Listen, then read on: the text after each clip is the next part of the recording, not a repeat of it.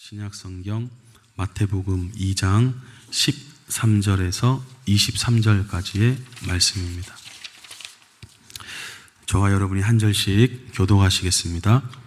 그들이 떠난 후에 주의 사자가 요셉에게 현명하여 이르되 헤롯이 아기를 찾아 죽이려 하니 일어나 아기와 그의 어머니를 데리고 애굽으로 피하여 내가 내게 이르기까지 거기 있으라 하시니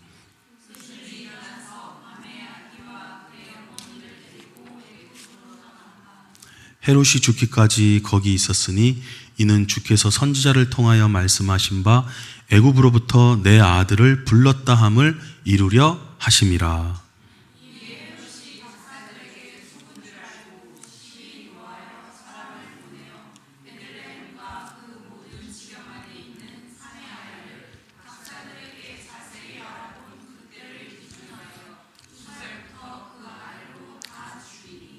이에 선지자 예레미야를 통하여 말씀하신 바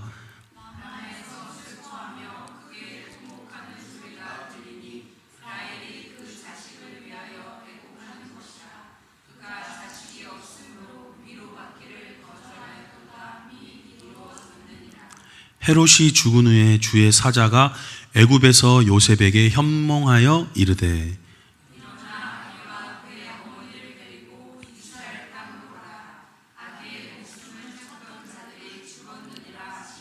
요셉이 일어나 아기와 그의 어머니를 데리고 이스라엘 땅으로 들어가니라.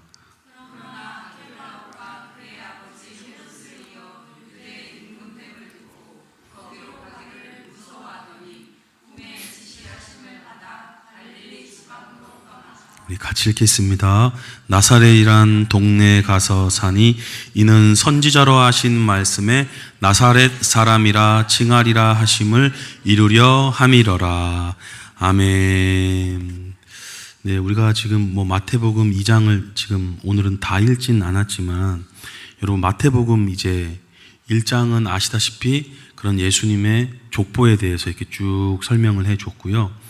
2장에서는 뭐가 이렇게 주로 나오냐면 이제 선지자를 통해서 하신 말씀이 이루어졌다. 이런 부분이 계속 연속적으로 이제 나옵니다.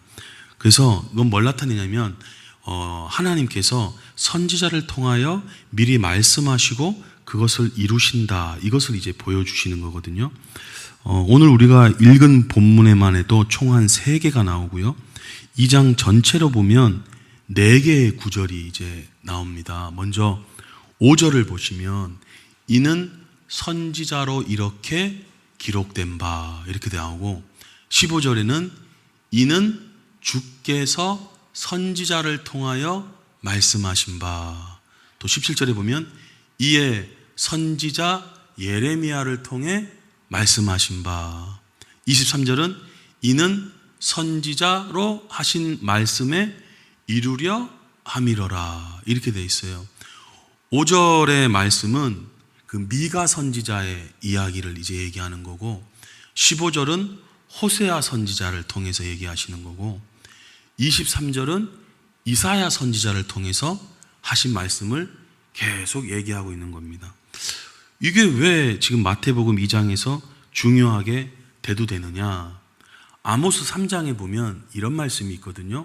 우리 다 같이 함께 한번 읽어보겠습니다.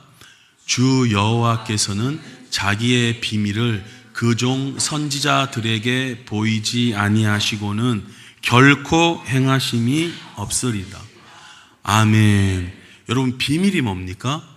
비밀은 원래 알려지면 안 되잖아요. 비밀은 감추어진 거를 비밀이라고 얘기합니다. 이 말씀을 보면 하나님께서는 어떻게 행하시냐? 하나님께서 행하시는 방법이 있는데요. 하나님께서는 행하시고자 하는 게 일단은 안 알려져 있어요. 근데 이 비밀을, 알려지지 않은 이 비밀을 그종 선지자들에게 반드시 보이시고 행하신다라는 거예요. 그 선지자의 글들이 중요한 거예요. 자, 근데 여기서 선지자입니까? 선지자들입니까? 선지자들이요. 이게 선지자가 되면 위험해져요.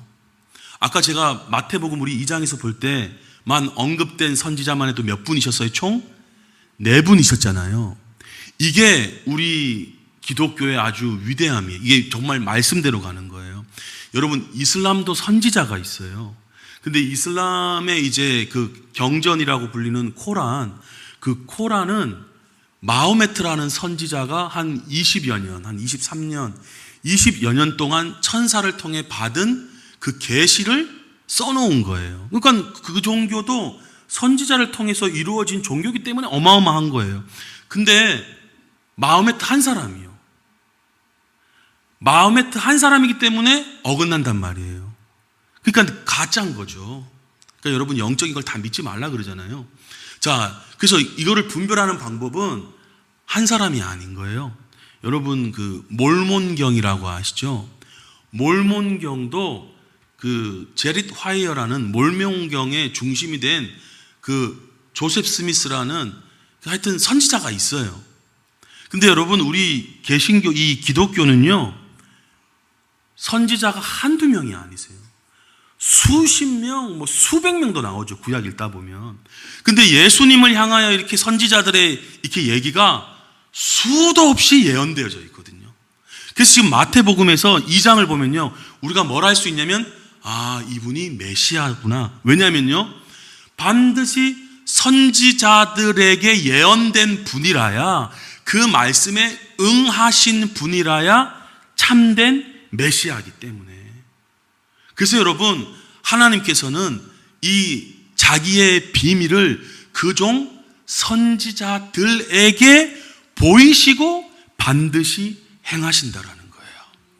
그래서 첫 번째 미가가 뭐라 그랬습니까? 작은 유대 베들레헴 땅에 태어나실 것이다. 유대인들은 아직도 아마 그거 계속 찾고 있을 거예요. 베들레헴에서 언제 지금 메시아 태어나시나. 그러고 있을 텐데 이미 2000년 전에 태어나셨다는 것을 믿으시기를 바랍니다. 자, 그래서 우리가 성경을 왜 읽어야 되느냐? 왜 읽어야 되냐면 여러 가지 이유가 있지만 그 중에서 중요한 게 바로 선지자들을 통해서 하신 말씀을 하나님께서 이뤄가시기 때문에. 근데 여러분, 선지자들에게 이렇게 말씀하셔도요, 이게 약간은 아직은 힘이에요. 그래서 여러분, 여자가 낳은 자 중에 제일 큰 선지자 사람은 누굽니까? 세례 요한이잖아요. 세례 요한이 가장 큰 자라 그랬단 말이에요. 자, 근데 그 세례 요한조차도 예수님에 대해서 자기가 이제 감옥에 갇혀 있을 때 제자들 보내가지고 예수님에 대해서 묻잖아요. 왜냐면 아직 막 자기도 증거해놓긴 했지만 약간 긴가민가 하는 부분도 있단 말이에요. 진짜 저분이 맞나? 아니면 다시 오실 또 누가 계신가? 야, 가서 좀 여쭤봐라. 그러니까 여쭤보니까 예수님께서 너희들 뭐하냐? 나로 말미 아마 실족하지 않는 사람이 복이 되다. 이렇게 얘기하시잖아요. 실족하지 않는 거는 나를 의심하지 않는 자는 복되다 하면서 우리 예수님 스스로가 내가 참 메시아다. 이거를 다시 세례 요한의 제자들에게도 증거해 주시거든요. 이마만큼 예수님이 딱 이렇게 오시지 않으면 불분명해요. 그래서 선지자들도 성경 계속 연구하고 막 이렇게 어려워졌단 말이에요. 근데 예수님이 딱 임하시면 분명해지는 줄로 믿습니다. 그래서 예수님이 우리 인생에 딱 자리 잡으시면 우리 인생이 분명해지는 거예요. 여러분, 사도 바울도 나름대로 열심히 살았어요. 사도 바울도 얼마나 열심히 살았습니까? 근데 열심히 산다고 되는 게 아니에요. 예수님이 오셔서 올바르게 분명하게 살아야 되는데 자기 나름대로 막 살았는데 그거 아닌 거예요. 근데 예수님이 오시고 자기 인생에 분명한 딱 뜻이 알려지니까 어떻게 해요? 그 다음부터 멋지게 살아가잖아요. 나 같은 죄인 살리신, 이 곡 지으신 존 뉴튼이라는 목사님이 계시는데, 이 목사님은 7살 때 어머님이 돌아가시고 12살 때 아버님이 재혼하셔서 뱃사람이 됐어요. 뱃사람. 어릴 때부터 요즘 말로 하면 한 초등학교 5학년 때 그냥 배 타는 사람이 된 거예요. 영국 런던에서 태어난 사람인데.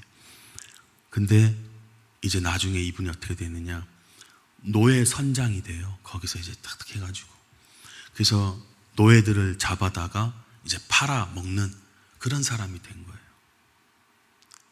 근데 어느 날 배에 이제 파선이 이루어지고 예수님을 만나게 된 거예요. 그 자기의 이 짐승 같던 삶들이 다 용서받았다는 걸 이제 깨닫고 이제 하나님을 위한 삶을 살아가게 되는 거예요. 그 여러분, 예수님은 도대체 어떤 분이시냐? 오늘 마태복음에서 보여주는 가장 중요한 거 하나는요, 수많은 선지자들이 계속 예언을 했던 바로 그분이 예수 그리스도다. 그걸 오늘 마태가 증거하고 있는 것입니다. 그래서 여러분, 우리는 이런 여러 선지자들의 예언을 통해 이루어진 예수님을 믿고 있다라는 거예요. 그래서 이게 안 흔들리셔야 돼요.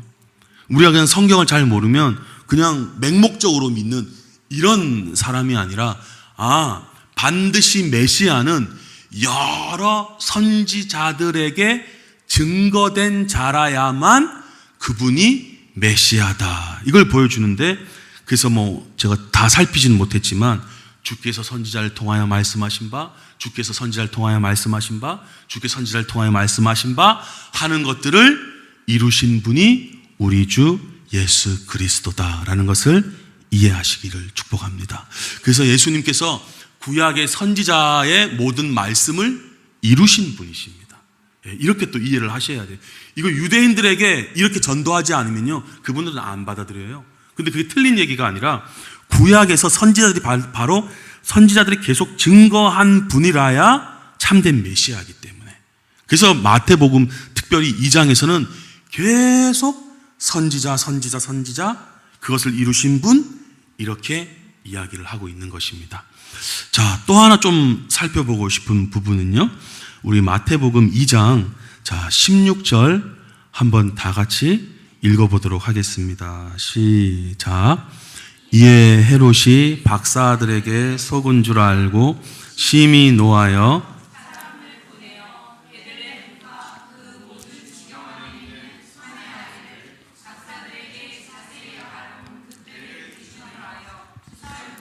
그 아래로 다 죽이니. 아멘. 온 세상에 왕이 오셨는데 조그만 세상 땅에 이 왕이 더 큰 위대한 왕을 죽이려고 하는 거예요. 왜 죽이려고 해요? 분노해가지고. 여러분, 인간의 질투와 분노와 미움이 이렇게 무서운 겁니다. 저는 이 부분을 보면서 사울 왕이 생각이 났어요.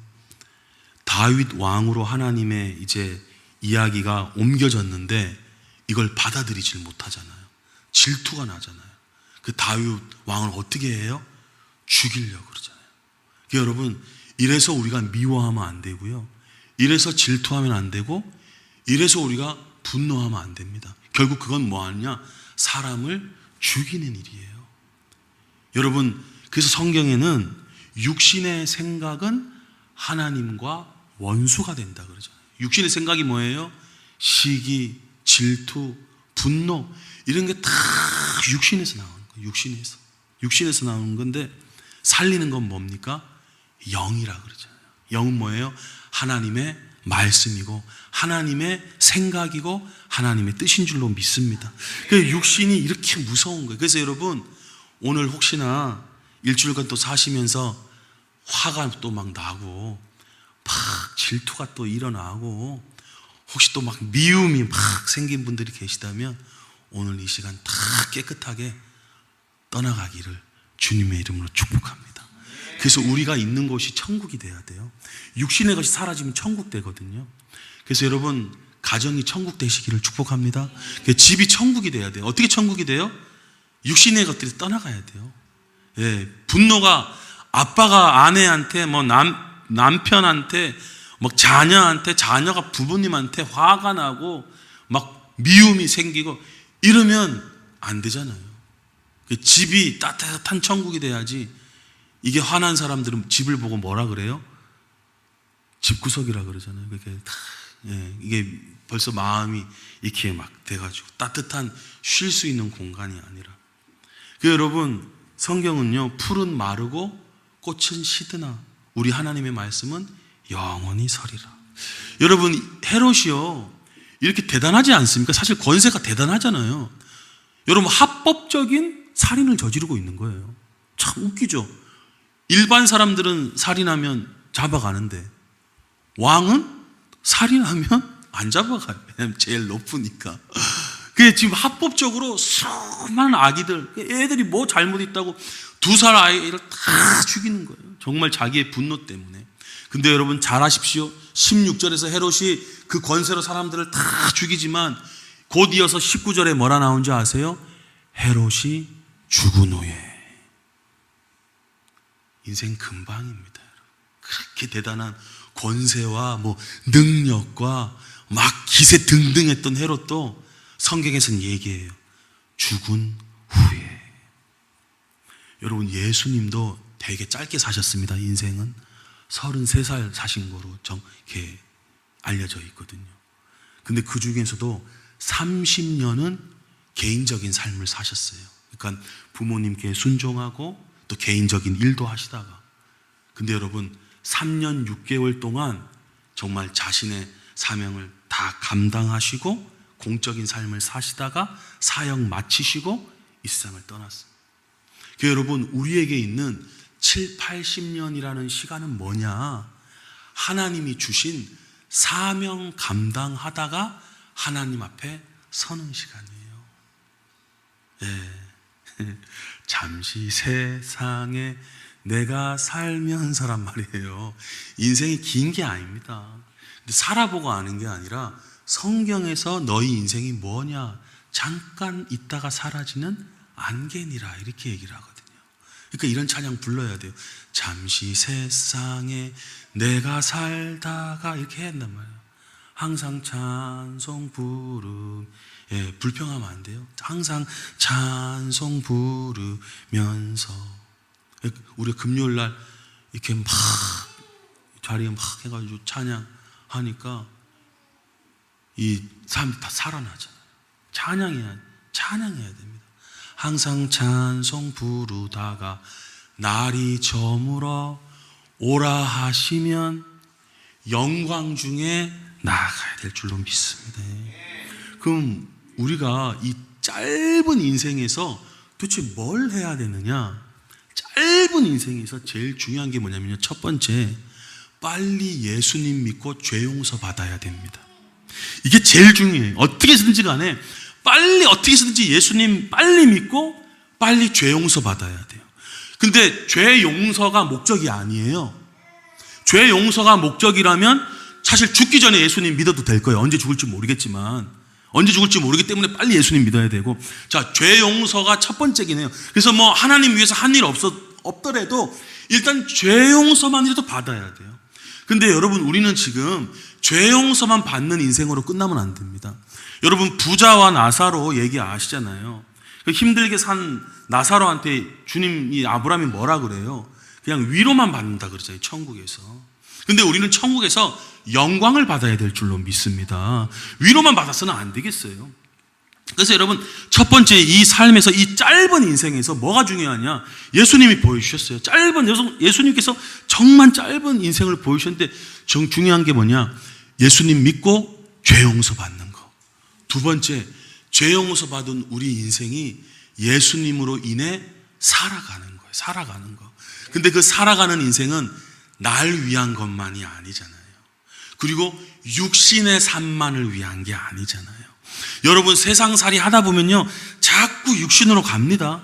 왜냐하면 세상은 보이는 거, 안목의 정령, 이생의 자랑, 먹고 마시고, 근데 하나님의 나라 그거 아닌데 자꾸 그거를 보여주면서 자꾸 끌고 가는 거예요. 자꾸 끌고 간다면, 자꾸 그거를 보시면 사람들이 아무리 그리스도인이라고 해도 자꾸 육신으로 끌려가게 돼 있어요. 여러분, 살리는 것은 영이기 때문에 하나님의 말씀을 자꾸 보셔야 되고 자꾸 기도하는 삶을 사시기를 축복합니다. 그래서 우리가 이것을 빨리 깨닫고 내 인생을 주님께 의탁해야 되는 거예요. 그래서 죄 용서함 받는 게 아주 시급한 문제고, 두 번째, 우린 지금 다 죄 용서 받았으니까 어떻게 해요? 예수님께 내 인생을 드려서 예수님의 뜻 가운데 사는 사람이 되게 하여 주시옵소서. 잠언 19장에 뭐라고 이야기합니까? 한번 다 같이 읽어볼까요? 시작. 사람의 마음에는 많은 계획이 있어도 오직 여호와의 뜻만이 완전히 서리라. 아멘. 저도 참 생각이 많고 저도 참 계획이 많았던 인생인데 이 말씀 읽고 그거에 대한 어떤 내 마음의 집중이랄까 막 중요성을 부여했던 것들이 좀 사라지게 되고 좀 자유하게 됐어요. 막 심각했던 내 인생에 대한 여러 계획들, 그리고 그것이 잘못 엉클어지면 마음이 불쾌해지고, 이거 어제도 어떤 분을 만났는데 그분도 여러 계획이 있더라고요. 여러 계획이 있는데 그게 엉클어지고 이러니까 잠을 못 주무신대요. 예수님 안 믿는 분이신데 너무 안타까웠어요. 시간이 없어서 복음을 전하지는 못했는데 성경은 이렇게 얘기합니다. 사람의 마음에는 많은 계획이 있어요. 아마 우리도 여러 계획이 있죠. 애를 어떻게 키울까, 내 진로를 어떻게 할까, 뭐 여러 계획들이 있을 거예요.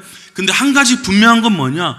오직 여호와의 뜻만이 완전히 서게 될 줄로 믿습니다. 그러면 이제 이것을 깨달은 우리는 어떻게 해야 되느냐? 시편 37편에 이렇게 얘기합니다. 한번 같이 읽겠습니다. 내 길을 여호와께 맡기라. 그를 의지하면 그가 이루시고. 아멘. 여러분, 하나님께 맡기시기를 축복합니다. 맡기셔야 돼요. 내가 자꾸 쥐고 있으면 오히려 꼬일 때가 많습니다. 의지하는 게 뭡니까? 기댄다라는 거예요. 그분한테 이게 국어학적으로요, 의지 치시면요, 의지하면 뭐라 그러냐면 매달리다, 그분께 기대다, 이렇게 되어 있습니다. 그러니까 그분을 의지한다는 게 뭐냐면 그분한테 매달리는 거고 그분한테 기대는 거예요. 그러니까 가볍게는 기대야 돼요. 주님한테 기대는 게 신앙생활이고 주님한테 매달리는 게 신앙생활인 줄로 믿습니다. 그러니까 여러분, 오늘 우리가 읽은 요셉, 마리아는 어떤 사람들이었어요? 하나님께 의지하는 사람들이었잖아요. 그 가정 가운데 하나님께서 나의 독생자를 맡길 수 있겠구나 해서 그 가정 가운데 예수님을 보내주셨고, 자, 그렇게 주님을 의지하는 가정은 하나님이 절대 보호하시는 줄로 믿습니다. 그게 이제 오늘 성경에도 기록되어 있는데요. 자, 13절에 보시면 주의 사자가 요셉에게 현몽하여 이르되, 19절에 보면요, 주의 사자가 애굽에서 요셉에게 현몽하여 이르되, 22절에 보니까요, 꿈에 지시하심을 받아. 여러분 아셔야 될 게요, 가장 확실한 계시와 인도는 꿈입니다. 뭐 환상이나 예언이 아니에요. 그거는 이제 좀, 왜냐하면 환상이나 예언은 우리의 이성이나 감정이나 이런 게 살아있을 때 같이 나오기 때문에 섞여질 수가 있어요. 근데 우리가 잔다라고 할 때는 모든 활동들이 다 다운되어 있을 때잖아요. 그래서 가장 확실한 거는 꿈입니다. 솔로몬이, 이 말씀 오늘 뭐 읽지는 않겠지만, 여러분, 하나님께서 환상을 통해 자신을 알리시고 꿈을 통해서 대화를 하신다 그래요, 성경에 보면. 여러분, 솔로몬에게도 꿈을 통해서 하나님께서 얘기를 나누시고 요셉에게도 꿈을 통해서. 여러분, 그러니까 근데 이 꿈은요, 우리 인생에서 뭐 자주 이렇게 하나님께서 하시는 영역은 아닙니다. 인생에 한 몇 번 정말 중요할 때, 이렇게 시급할 때, 이렇게 정말 큰일이 생길 때 하나님께서 꿈을 통해서 우리에게 말씀하십니다. 저도 제가 대학교 2학년 때인가 결혼을 했나, 대학교 1학년 때인가 2학년 때 저도 결혼을 했거든요. 여러분, 남 얘기니까 다 그냥 가만히 계시지만 보통 일이 아닙니다. 왜냐하면 저희 집이 가난한 집안이었거든요.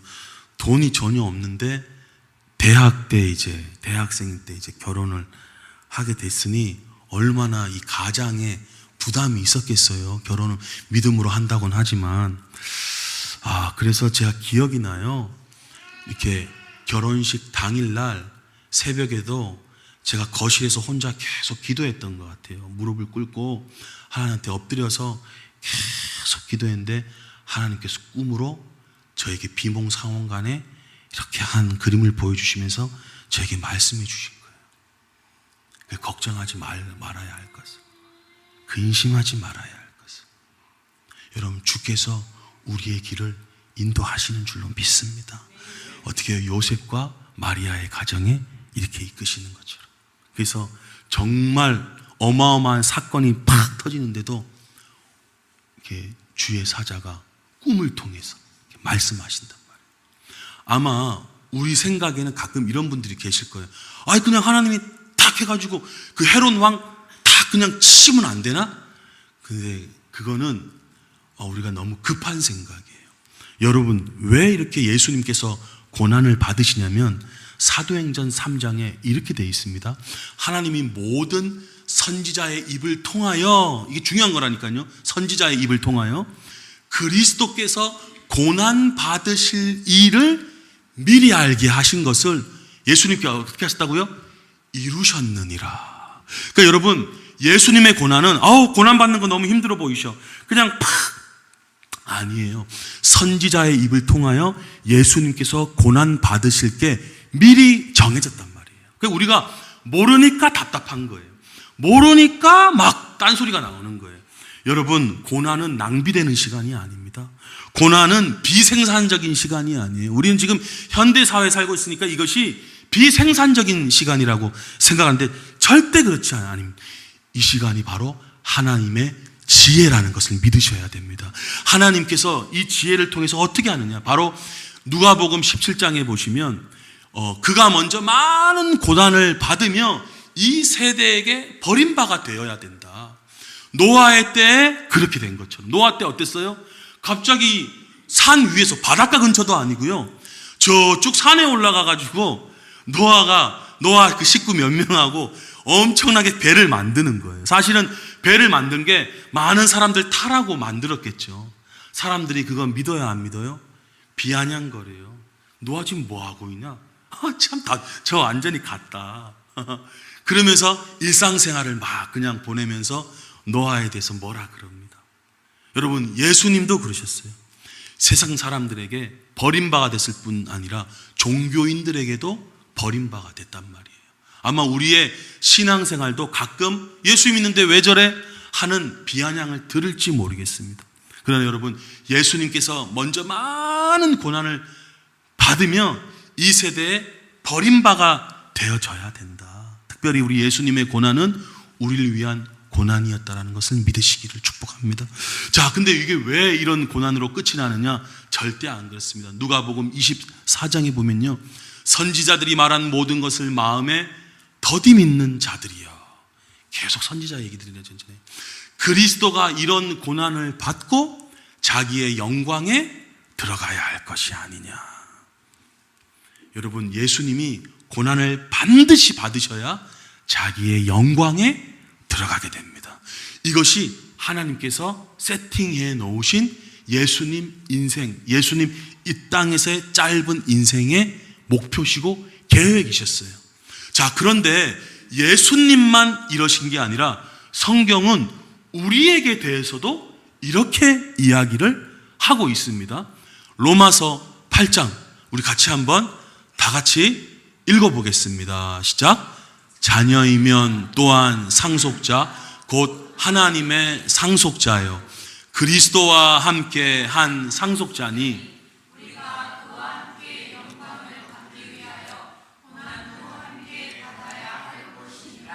생각하건대 현재의 고난은 장차 우리에게 나타날 영광과 비교할 수 없도다. 아멘. 우리 인생에 왜 고난이 있느냐? 영광을 주시기 위함이다, 이거예요. 우리가 하나님의 자녀인 줄로 믿습니다. 자녀는 뭐냐? 하나님 나라를 이제 상속받을 사람들이에요. 상속받아서 뭐합니까? 이제 어떤 분은 1골, 어떤 분은 10골, 어떤 분은 5골 이렇게 다스리실 거예요. 다스린다. 그러니까 이렇게 천국 가서 다 무슨 똑같은 게 아니라요, 각각 다르다 그랬어요. 그러니까 어떤 분은 10골 다스리실 거고 어떤 분은 5골 받으실 거예요. 저는 기왕이면 여기 계신 모든 분들 10골 받으시기를 축복합니다. 인생 허비하지 마세요. 인생 짧습니다. 자녀이면 상속자예요. 하나님의 영원한 땅을 이제 받을 상속자인데, 그 상속자가 그 놀라운 영광, 그걸 받기 위해서 반드시 거쳐야 할 게 있는데 고난이라는 거예요. 그래서 여러분, 이런저런 고난 가운데 그냥 의미 없었던 것이 아니라 나타날 영광을 주시려고 나에게 이렇게 고난을 허락하신 것이구나. 근데 고난 가운데도 우리가 무너지지 아니할 것은 하나님을 의지하는 자에게는 피할 길을 내주시고 반드시 그 길을 인도해 주시는 줄로 믿습니다. 그래서 힘들고 어려울 때 지쳐 있으시만 마시고 내 안에 예수님 다시 꼭 붙잡고 승리하시는 저와 여러분이 되시기를 예수님의 이름으로 축복합니다.